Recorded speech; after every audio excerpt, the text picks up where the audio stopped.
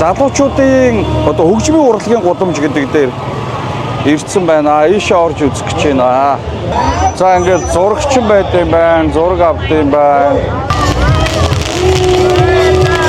Манай унтж байгаа сая солиотны чимээгээр сэрчлээ.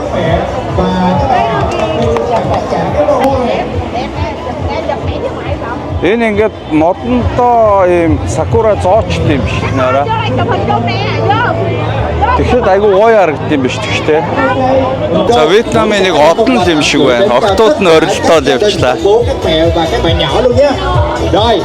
За нэг ийм залууд үхтэй байна да. Манай одоо энд дэвч. Энэ одоо юу баримлын шавраар ийсэн юу нөө тоглоом юм байна.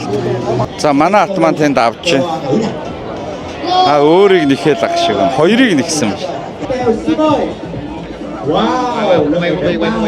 Та нар гарын хараа ингээд хомсоо бүгдийг ингэж ургуулсан залуучууд бас нэлээд таардаг. Окей.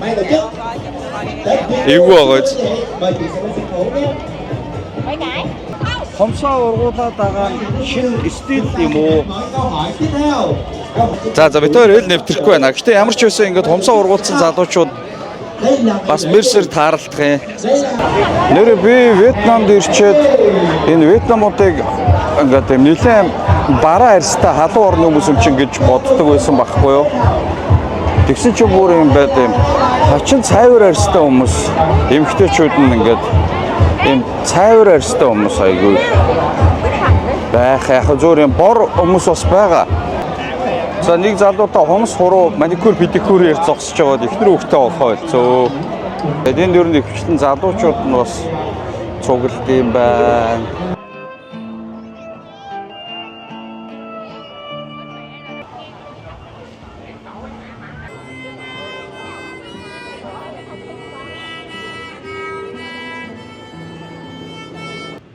Та нар энэ хараа жоох яваал юм цэцэрлэгт хүрээлэн гэх юм уу одоо ингээл модтой хэсэг ногоон байгууламж.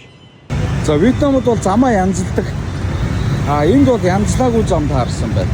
Яагаад тэгэхээр энэ модны үндсийг илтгэхгүй тул замаа ингэж авчиж. Энэ нэг барилгыг ингээд ийм гэрлээ гүйцэж. Сая бид хэдийн суужсэн ногоон байгууламж тэнд гохгүй айгүй урт тийшээгээ зам гараад дахиад юм нараа танаа. Дахиад юм ногоон байгууламж. Энэ ингээд сууж залуучууд нь зүгээр суудаг гэсэн үг шүү дээ. Ийм юм ингээд хоол ихтэй юм шиг буугаад ийм булдаас шиг хавцнууд тавьцсан.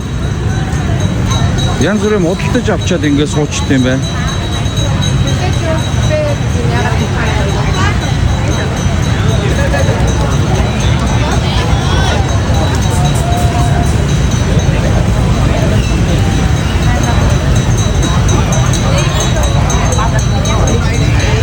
Босуудын болцооны газар юм шиг шүү дээ. Ногоон цэцэрлэгтээ суухгүй.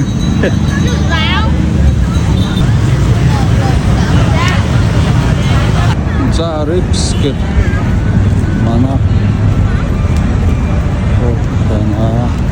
За бидний босоо дараагийн бодлого юм байна.